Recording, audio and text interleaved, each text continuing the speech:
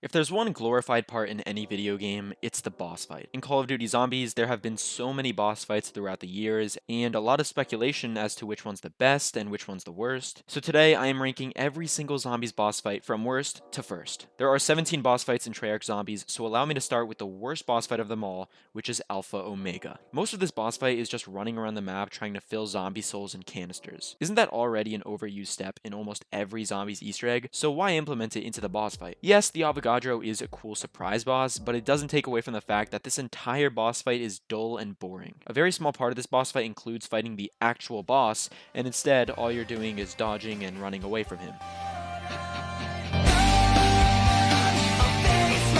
Number 16 is going to be Orda from Firebase Z. At first glance and with no context, the Firebase Z boss fight looks like one of the best ones Treyarch has ever produced. However, there are major flaws with this fight. For starters, you could take this thing down in 10 seconds with Ring of Fire, and that's not even an exaggeration. There's no dynamic. For example, there isn't even a cooldown period or shield period that could prolong this boss fight. He also already appears on the map at round 30, and it's an overused texture in a lot of the maps in Cold War. So Firebase Z will without a doubt go down as the easiest boss fight in Zombies history. Given that it is, Treyarch realized how easy they made it for the player, and they decided to hit us with the exact opposite just 3 weeks later and give us the hardest boss fight ever. Next up, we have DMachine. Now, the DMachine boss fight doesn't include a true boss, which is why this map is this low. Instead, you're trying to protect Orlov while he deactivates the containments. The only thing is, you don't have to protect him because he literally can't die, so all you have to do is kill a bunch of zombies and megatons in the Pack-a-Punch room. So there isn't a boss, and there isn't even a unique location for the boss fight. On top of all that, there's a glitch to get out of the boss fight early with Ether Shroud. I'm not sure if this glitch is still in the game, but I just remember booting this map up like 6 months after it launched, and it still worked. I am going to say though, it's much more difficult than the Firebase Z one, so that's why it's much better. Number 14 is Zetsubo no Shima. I have to give credit where credit is due. The Zetsubo boss fight is cool because it provides us with a unique location that isn't a part of the map. In addition to that, there is a new boss, but it's very lame. You are quite literally taking down a tree that cannot hurt you unless you get too close, of course. The distinct part of the fight is that it is a pretty small room, so you do have to dodge the tree, as well as tons of zombies, spiders, and thrashers all coming at you. At number 13, we have Blood of the Dead. The Blood of the Dead boss fight is nothing special. It's basically right outside the spawn room, and there isn't a specific boss either. You're just focused on a ton of zombies and wardens, kind of like DMachine. You do have to use your shield a little bit to zap the orbs from above, so if you are doing this solo and your shield breaks, you're essentially screwed and you can't finish the boss fight. I guess that does apply to every other boss fight if you run out of ammo. Are you completely out of ammo?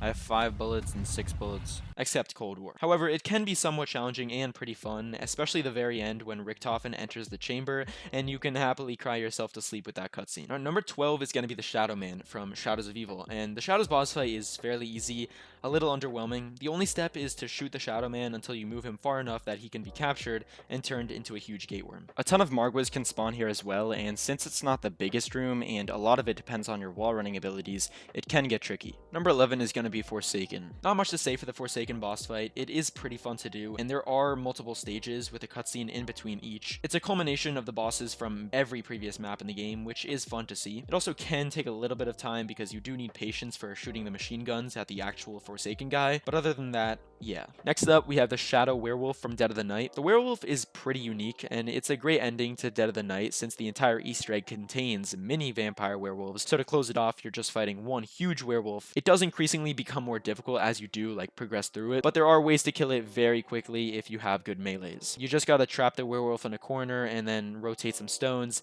and then just knife it a ton, and that's it. That then brings us to number 9, which is Revelations, and it was hard putting Revelations above Shadows of Evil because they are literally the exact same boss, the Shadow Man. I know you. You know you.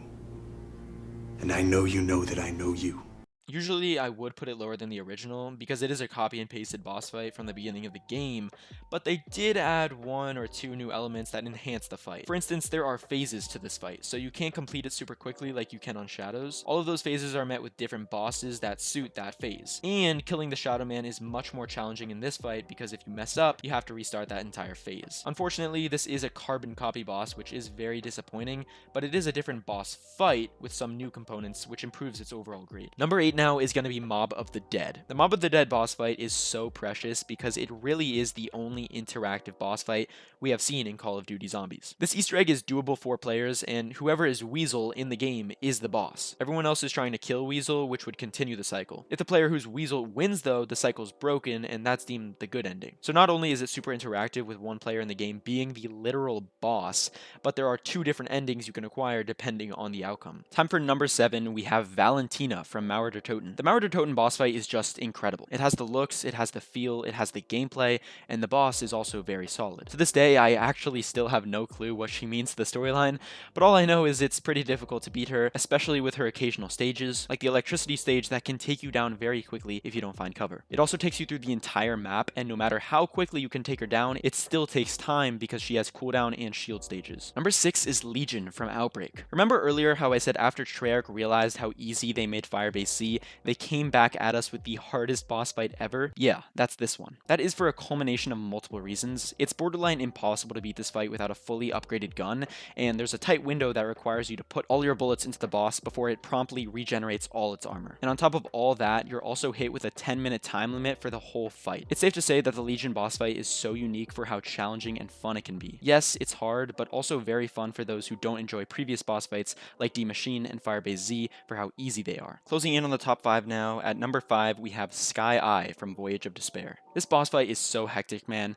I mean, I love it. It progressively takes you through the entire map with one inclusive boss, which is a literal eyeball. Some of it is just killing a massive amount of zombies and Blightfathers in the engine room downstairs and then the main floor, all while maintaining focus on the huge eyeball in the sky. The more I think about it, the more I think this thing looks like Bill from Gravity Falls. But anyway, it finally teleports you back to the main arena where you gotta put every single bullet into this man to take it down. Unless you have the Helion Salvo, then it's not that hard. Number 4 is the Keeper from Der Eisendrock. Many people like to mention that Der Eisendrock has the best boss fight of all time, which is just not true. It does have a totally unique boss fight room, however it's also very dark and pretty hard to see at times. It's a perfect circle and very tight as well, so if you're doing this Easter egg with more than 1 or 2 people, good luck. It does require the Ragnox that you spent the whole Easter egg trying to build, so it puts that to a good purpose. And the stages in this fight really up the difficulty too, because if you can't shoot the spots fast enough, it sends out an all-out beam of electricity that can insta-down you. The Keeper is super unique, and if you're on point and dodge the Panzers, you can take it down pretty quickly. It's not the best boss fight, but it's definitely better than most, given that it's literally number 4 out of 17. Number 3, I gotta give it to Ancient Evil. I love the Ancient Evil boss fight for so many reasons. The atmosphere is so gloomy, and it fits the map, which is perfect. There are 4 island pillars on the map which you travel along to kill the bosses. So yes, there are 2 totally different and unique bosses, which is awesome, and a repeating factor that you will see through the rest of the video. The guy who's been flying you over to Pack Punch the entire map, you're trying to kill because he's been demonized. The fun part about this stage in the fight is that Pegasus can destroy an entire island segment of the map,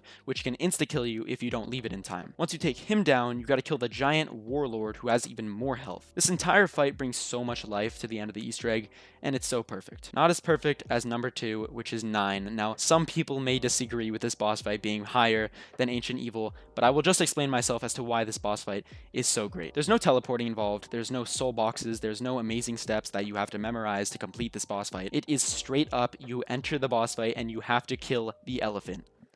2 elephants. Which brings me to my other point, the other amazing aspect of this map. If you were to ask me without knowing what the boss fight of this map would be, I would say, oh, they did it the Treyarch way, and maybe it's just a bunch of zombies and mini-bosses. If not that, then maybe a bigger version of a mini-boss, like a bigger Blightfather. And if not that, then maybe just a version of a character that we've seen before, or that has been foreshadowed through the map. But never in 1,000 years would I have guessed a freaking elephant to make his way in the map. It's so unpredictable, but leads to a climactic ending to end this map, and that's why it's the second best boss fight in Treyarch Zombies. And number 1 is going to be Garad Krovi. I really don't need to explain myself with this one. Almost everything I mentioned that made the last 5 maps stand out are all included in the GK boss fight. Also, this map already has one of the best Easter eggs ever, so for it to have a stellar boss fight is just so fitting. Killing the evil dragon that we interacted with earlier seems like the most daunting task, and it's so much fun. Beating Nikolai 1.0, who we used to play as all through Black Ops 1, was a historic feat. The arena is also really cool. Even though it's huge, most of the time you have to hide because either the entire middle is filled with fire